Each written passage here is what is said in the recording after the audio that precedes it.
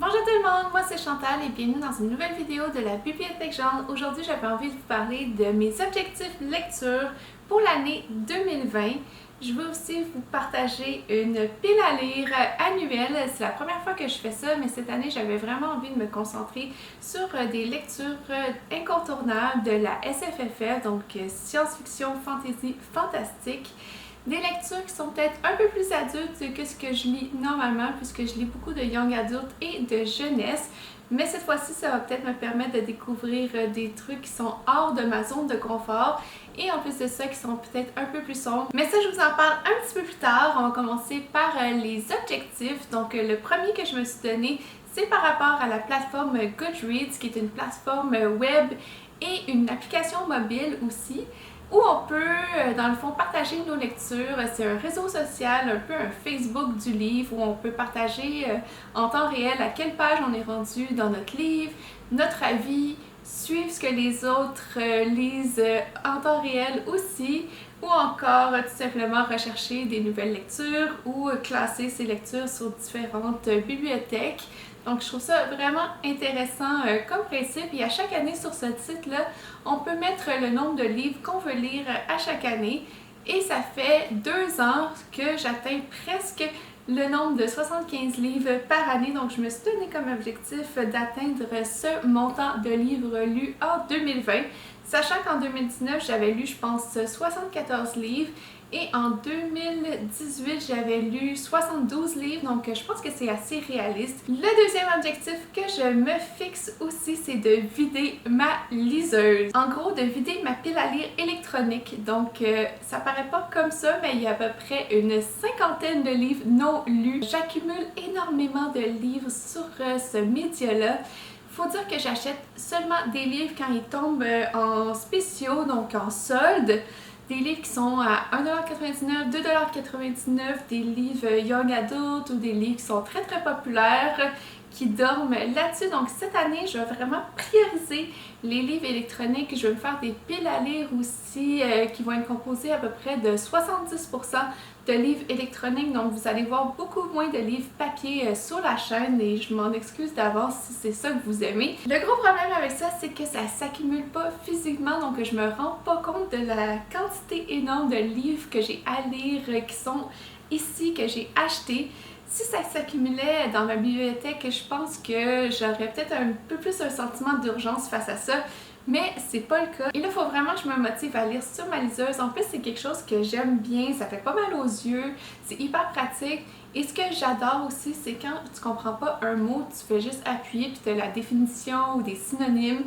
Et ça, je trouve ça génial, surtout que je lis beaucoup en VO sur ma liseuse, donc en anglais. Et puis souvent, je suis pas parfaitement bilingue, donc ça m'aide énormément à comprendre certains mots que j'avais jamais vus auparavant ou dont j'ai oublié le sens. Donc ça va être un de mes objectifs. Donc j'ai très très hâte d'essayer de vider cette petite palle-là, sachant qu'il y a quand même beaucoup de livres qui m'intéressent là-dessus. Mon troisième objectif, ça va être tout simplement de prioriser les livres qui dorment depuis très très longtemps dans ma pile à lire. Donc ça paraît pas, mais derrière moi dans ma bibliothèque, il y a des livres qui sont là depuis plusieurs années que j'ai pas pris le temps de lire encore.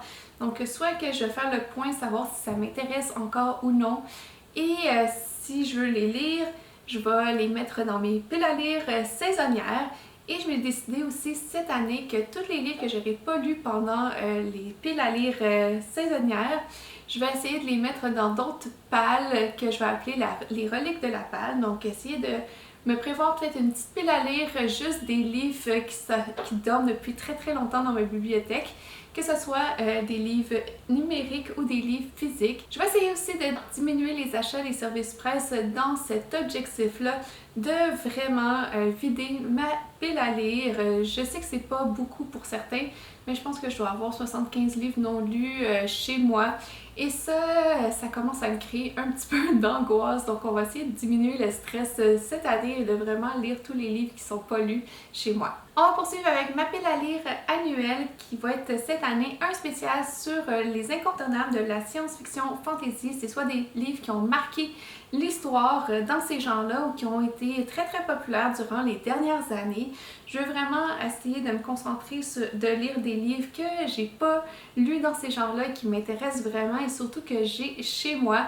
Donc on va appliquer tout de suite les bonnes résolutions parce que j'ai juste 3 livres physiques à vous présenter et 7 livres numériques dans cette pile à lire-là qui va me suivre sûrement tout au cours de l'année.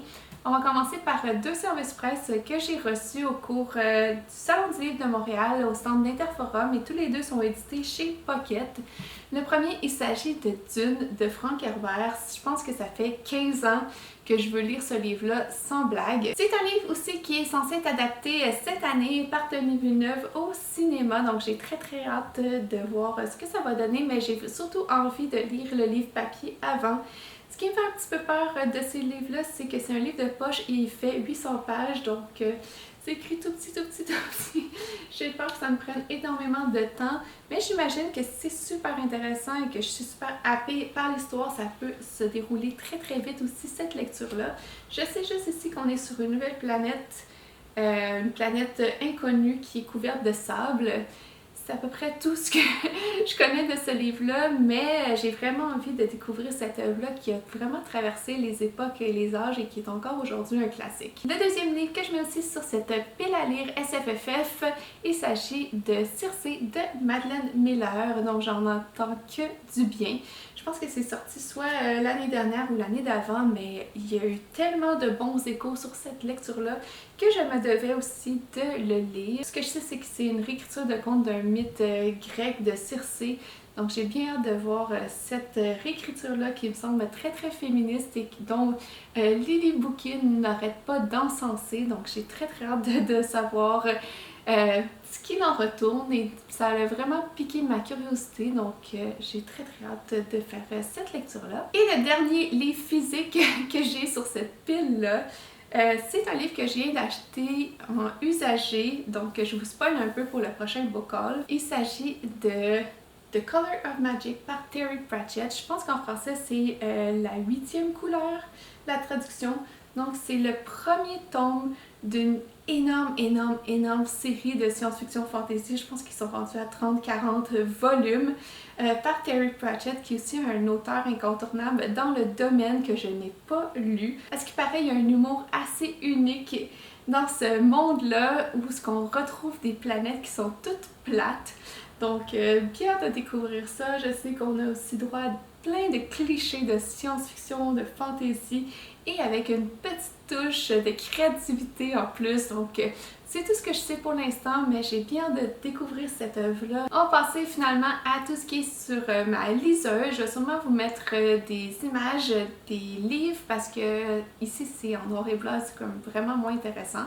Donc le premier livre que je veux lire sur cette liste-là, il s'agit de Priory of the Orange Tree par Samantha Shannon, qui est aussi un énorme livre, je pense qu'il fait 900 pages. Et c'est une des raisons pourquoi je l'ai acheté en e-book, comme ça c'est tellement moins lourd à transporter. Mais ici, je sais juste qu'on est dans un monde de fantasy qui est très très matriarcal, dans un renom, je pense, au lieu d'un royaume. En fait, l'autrice, elle a changé plein de mots pour les féminiser, ce que je trouve hyper intéressant. Ça me semble être aussi une guerre entre différents royaumes. Donc assez médiéval avec peut-être un petit peu de magie. Je pense que la longueur du livre va pas rebuter les gens, mais je pense que ça rend certains gens craintifs de le prendre. Donc pour ma part, je pense que ça va être chose faite cette année. Un autre livre qui est sorti l'année dernière et qui me fait hyper envie, qui n'a pas été traduit encore en français, il s'agit de la même autrice du Cirque des rêves. Et là, vous savez peut-être de quel livre je parle. Il s'agit bien entendu de Starless Sea par Erin Morgenstern. C'est pas tout à fait de la fantaisie, mais c'est du contemporain avec des touches magiques, que ce soit dans l'écriture ou dans les faits, qui sont un petit peu surréels. Donc ici, on est plus peut-être dans le merveilleux, dans l'appréciation de l'ambiance, ce que j'adore dans les livres aussi. Il paraît qu'il y a des sociétés secrètes et c'est l'histoire d'un homme qui se retrouve, en fait, qui retrouve sa vie écrite dans un livre et qui se questionne par rapport à tout ça et qui va explorer différents univers. Bref, J'en sais pas beaucoup pour l'instant, je pense que c'est tout ce qu'il me fallait pour plonger dans ce livre-là. Quand on pense à des auteurs incontournables de la SFFF, on pense souvent à Brandon Sanderson qui a écrit d'innombrables séries de fantasy, fantastique, science-fiction. Et sur ma liseuse, il se trouve que j'ai les 3 tomes de La Voix des Rois. Ici, je sais juste qu'on est dans une terre hyper hostile, qui est complètement dénudée de toute végétation. Et j'ai très hâte de voir les combats entre les royaumes qui vont avoir lieu dans cette terre-là. Et ça me fait penser aussi que Brandon Sanderson, je pense qu'il est connu pour développer des univers et de la magie très spécifiques à ses œuvres. Un truc qui me fait peur parce que je sais que si je plonge là-dedans, je vais vouloir lire tous les livres de cet auteur-là. Donc, je vais voir. Mais je pense que déjà, ça va être un coup de cœur. Un autre livre qui a fait beaucoup parler ces dernières années, il s'agit de la 5e saison de N.K. Jemisin, qui me semble être un mélange entre de la science-fiction et de la fantasy, puisqu'ici on va être dans un récit plutôt post-apocalyptique, mais avec des touches de magie, puisque certaines personnes semblent avoir des pouvoirs pour contrôler soit le temps ou des catastrophes naturelles telles que des volcans ou des tremblements de terre. Bref, c'est peut-être pas ça du tout, mais c'est ce que je me souviens du synopsis. Ça a capté mon attention et bien sûr, j'ai envie de le lire cette année. Ensuite, 2 livres que j'ai mis sur ma pile à lire du Cold Winter Challenge. Le premier, il s'agit de L'Assassin Royal par Robin Hobb.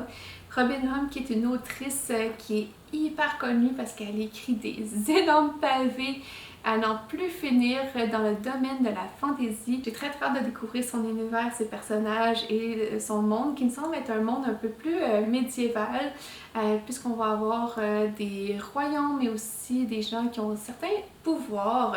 Je sais que dans celui-là, on va suivre surtout un garçon, un bâtard qui un peu pour le surveiller va être élevé à la cour. Ils vont essayer de s'en servir pour être l'assassin royal. Il va avoir une éducation d'assassin, mais lui ne veut pas du tout de cette vie-là. Donc je pense que ça va être une belle dualité à découvrir, du moins une dualité interne dans le personnage, à savoir ce qu'il veut vraiment faire de sa vie. Donc ça sera chose faite cette année. Je vais pouvoir rayer Robin Hobb de mes auteurs que je veux lire enfin. Donc ça sera chose faite. Et l'autre livre qui était sur ma pile du Cold Winter Challenge, il s'agit de Le Nom du vent par Patrick Rothfuss, un livre que j'ai commencé l'année dernière et que j'ai toujours pas terminé, donc je dois être rendue à 25%. Ici, on va suivre un jeune garçon, du moins on va suivre sa vie parce qu'il va la narrer lui-même, supposément qu'il a fait des exploits pas possibles. Donc on va en apprendre plus sur sa vie parce qu'il va narrer sa vie à un scribe. Donc c'est hyper intéressant parce qu'on va traverser plusieurs étapes de sa vie. Premièrement, quand il était enfant, il était dans une troupe de théâtre avec ses parents, qui était une troupe ambulante en plus. Il va se ramasser à la rue suite à certaines péripéties, donc il va vivre une vie un peu de personne qui n'a pas de domicile. Et puis ensuite, il va aller dans une école de magie. Bref, ça me semble assez fou comme univers. À date, j'adore et j'ai très hâte de poursuivre. Et pour terminer, un classique de la science-fiction que je n'ai toujours pas lu. Il s'agit du Meilleur des mondes par Aldous Huxley. C'est vrai que j'ai lu 1984 de Orwell ou encore Sa Majesté des mouches.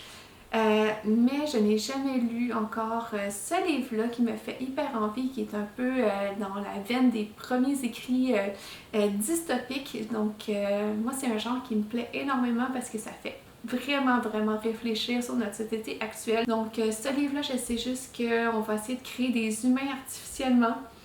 C'est à peu près tout ce que j'ai de connaissances de ce livre-là, mais il me tarde vraiment de pouvoir plonger dans ce classique. Donc ça va être tout pour mes objectifs de l'année 2020. Vous me direz dans les commentaires si vous vous imposez des objectifs. Est-ce que vous vous imposez des lectures obligatoires entre guillemets? Est-ce que vous avez des livres qui vous font vraiment envie? Vous vous dites qu'il faut absolument les lire cette année? Dites-moi tout ça dans les commentaires et nous on se revoit bientôt dans une prochaine vidéo et d'ici là je vous souhaite de bonnes lectures. Bye!